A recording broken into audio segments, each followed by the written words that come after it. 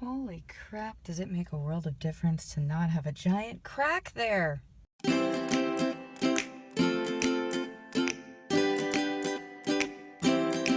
Hello, curiosities, and welcome to day 6 of my 30 in 30 in 30. That's 30 days in which I reveal to you 30 things I've learned in my 30 years on this planet.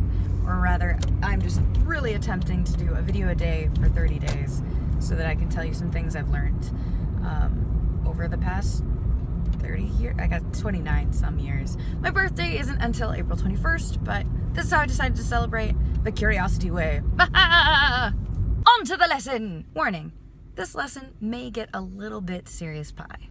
Whoa. Were those always there? When I first got the Cardus, I bought her used. She's a 2007 Honda Fit. And there had been this small little chip in the windshield, like right almost dead center.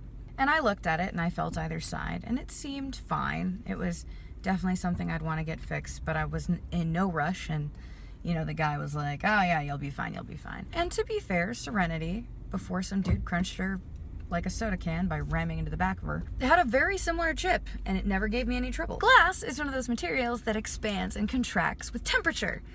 You see this all the time with old windows.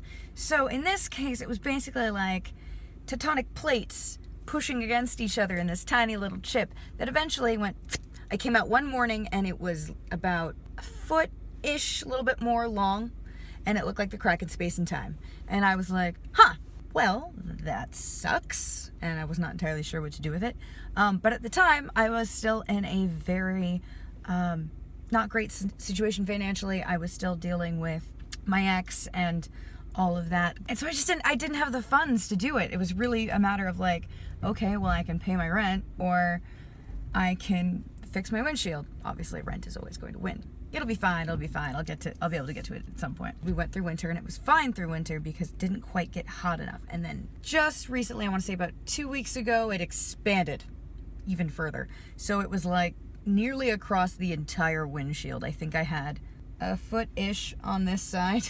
That was my direct line of sight. No, not even, because there was a bit in the middle that my line of sight was being obscured, so I had to like move around. And I just got so used to moving around that crack and making that a part of my driving experience that when I did get it fixed, it was insane to see how, like literally, I can see clearly now, the crack is gone. We have basically cracks and chips in our life or relationships that we look past all the time. And sometimes you're right, it is a harmless crack and it's just a flaw with that human being, and you know, because no one's perfect and it's not really a problem. But that's not what this is going to be about. This is about spotting the red flags. This is about trying to figure out who's a flawed human being and who's actually toxic in your relationship. You know how you can adapt to water temperature? It's kind of like that. Say you start off in a pool that's completely normal. It's great, perfect. And the temperature starts to rise gradually to the point where your body's adjusting every time it does. And it's so minute, you don't notice most of the time. And suddenly you find yourself getting scalded by hot boiling water and you're not entirely sure how you got to that point, because when you got in, it was normal, it was fine. At least it seemed that way. There's that quote from BoJack Horseman, which I have found unnervingly accurate. And it's essentially, the thing is, when you're wearing rose-colored glasses, all the red flags just look like flags. The problem with being an empathetic person or an empath is narcissists can see that. Like, they can see that thing in you that really just wants to reach out and help the people around you. And they prey on that like you would not believe. All take and no give. Of course we know that all relationships should have some sort of equity. Intellectually we know this, that it's a partnership, whether you're friends, lovers, siblings, whatever. So I'm gonna put this in a really blunt and kind of icky way, but it's kind of how you have to really look at it. What are you getting out of this relationship? Is the cost of this relationship emotional? Sometimes for me it was very much financial. Worth what you're getting out of it. It seems very cold and reducing something down to like a business transaction, but essentially you are giving emotional currency constantly, and it's draining you. Is this somebody who wants you to be there for them, for everything, but the moment that you need help, they're gone? That was a huge red flag for me, and I think that's the straw that broke the camel's back. Like, my ex and I had a lot of problems. We did. Most of which I was refusing to acknowledge because I was going to help him, and it was going to be a matter of like really assisting someone struggling with mental health stuff, but it went beyond that, and I did not want to accept that or admit that for a long time. But what really was a giant red flag was that I, for the past almost 3 years, and you saw it, you saw me do it, did everything I could to help him through medical bills and house stuff and all of this junk, like so many things. Like, I got help from you guys, I did live streams to help fundraise. It was insane. Yet when I got laid off, because there was a bunch of layoffs happening over at Maker, and when I got laid off, he couldn't even be bothered to submit a resume online to look for a better job because he was severely underpaid where he was working, and frankly wasn't even really working full time. And holy crap, that was eye-opening to realize that I was contributing everything I could into this, and I was drowning, and my partner couldn't even be bothered to, like, I don't know, throw me a life vest. So you definitely have to evaluate what you're putting into it, the cost, whether financial or emotional or both, that it's taking from you versus what you're getting back from it. And what you're getting back from it can be just something as simple as happiness. Like, I'm happy all the time because of this relationship. Great. That was not the case for me, obviously. I was not happy a lot of the time, and it's really hard and also terrifying to go back and look at videos during that time and see the difference between my energy and my general mood, and just be like, oh wow, seeing this now from an outside perspective is just, wow, I was so not happy, and it was all the time. And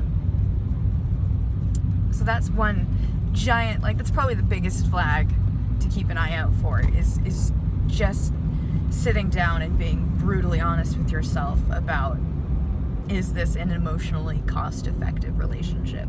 And if not, there is a chance you might be able to talk with this person. Like, that's the thing. It's like, this is just a red flag of, like, this is not saying you have to cut ties with this person immediately if you find one of these red flags, but it is warrant for conversation. And if you find you can't have this conversation with them, that's another red flag. Communication is so important, and being able to talk about problems. This is another thing I ran into, is tried to address these issues and was shut down every time. Never once did we actually have a genuine long conversation of, this is a problem, how do we fix it? Now, I talk about mental health all the time, a huge advocate for getting help where you need it. However, your partner says, this is the problem I'm having, this is what I need for this relationship for it to be healthy.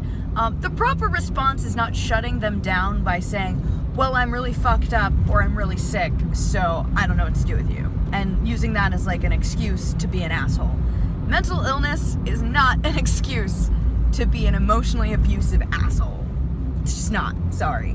Another giant red flag is control issues, and I'm actually going to talk about 2 relationships to sort of illustrate this. I had a past relationship when I first started vlogging, where I was being helped out by my boyfriend at the time, and he was being a weird gatekeeper about my video. Like, he'd help me take it and then wouldn't let me edit it. Would not teach me anything about Premiere. He wanted this huge control over it, and I realized was trying to keep me dependent on him. So, because it was a weird way to control my creative endeavors and in change control me. Another example of this was former friend of mine was controlling a lot of my professional stuff, like scheduling and whatnot, and would not give me any information on anything. Like, even when something had been confirmed and planned, would not give me enough information to verify or check it out. I learned later it was because he was lying about those appointments existing and lying about confrontations he'd had with bookshop owners or all of this stuff. Part of that was a control issue, and part of it honestly stems from kind of a narcissistic ego issue, because essentially I look at this and go, my career was put on hold for 4 months to feed a man's ego, and holy shit does that make me angry thinking about it now. But not the point. So another red flag: when someone's trying to control your view of something or control some aspect of you. Honesty! We're gonna talk a whole bunch about honesty in another video later, but this is another big red flag. If someone's a compulsive liar, oh my god, huge red flag, because you will think that it's just about the tiny little things. Like, yeah, it bothers me, but you know, he means well, it's fine. And then you find out, oh no, those lies are actually indicative of much bigger lies that are going to hurt your career and your friends' relationships. Holy crap. Lying, giant red flag. Huge. We have a toxic relationship, America, with our president and our government. Huge. Another red flag is constant personal drama, or victimhood. And here's the thing. This is always kind of hard to identify depending, but you have to look for pattern recognition when it comes to this particular red flag. Because essentially, you don't want to deny someone who's been through actual trauma. And I think that's what narcissists prey on, is the fact that you want to validate someone's traumatic experience if they've genuinely had it.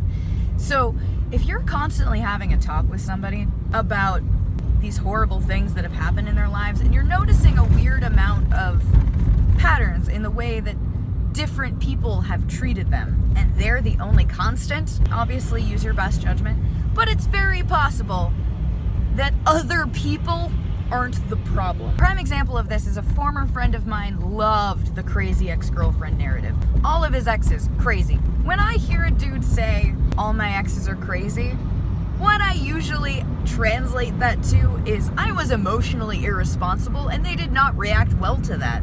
As they shouldn't!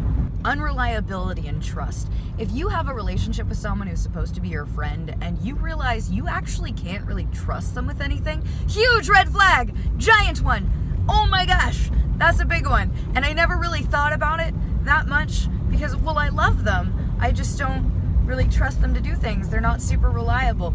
They need to be reliable on some level, and you need to be able to trust them. Otherwise, this is not companionship. They're not your comrade in arms or whatnot.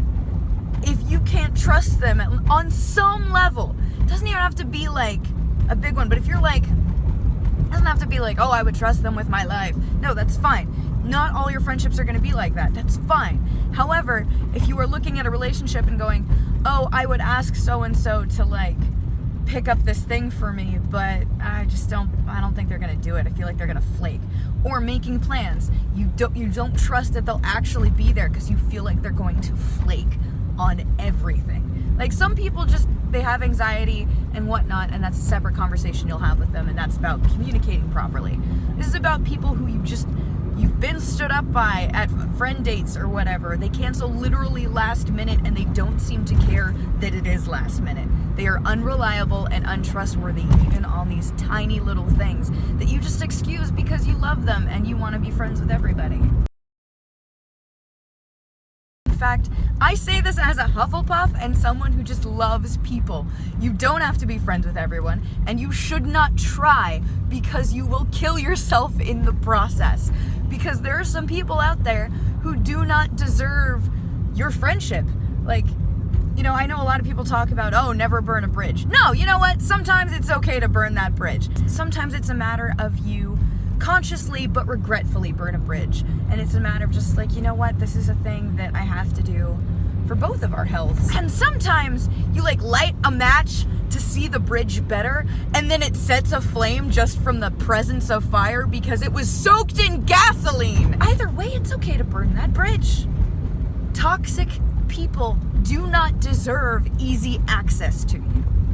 repeat that to yourself anytime you feel guilty about severing a connection with somebody who hurts you. One thing I think that's really important to bring up is that toxic relationships are not all bad.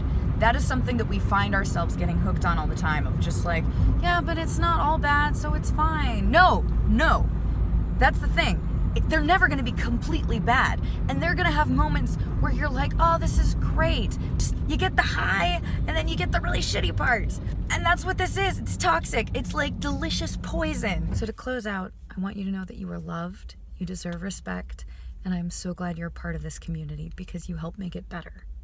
Thank you so much for watching. I hope you share, like, comment, and subscribe if you haven't already. And I'll see you guys tomorrow. Bye.